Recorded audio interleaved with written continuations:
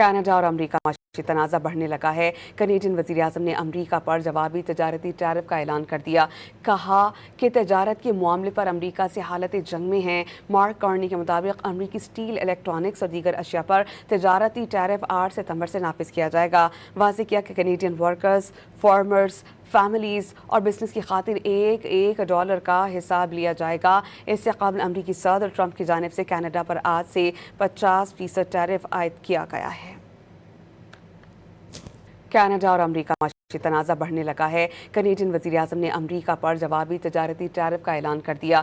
کہا کہ تجارت کے معاملے پر امریکہ سے حالت جنگ میں ہیں۔ مارک کارنی کے مطابق امریکی سٹیل، الیکٹرانکس اور دیگر اشیاء پر تجارتی ٹیرف 8 ستمبر سے نافذ کیا جائے گا۔ واضح کیا کہ کینیڈین ورکرز، فارمرز، فیملیز اور بزنس کی خاطر ایک ڈالر کا حساب لیا جائے گا۔ اس سے قبل امریکی صدر ٹرمپ کی جانب سے کینیڈا پر آج سے 50% ٹیرف عائد کیا گیا ہے۔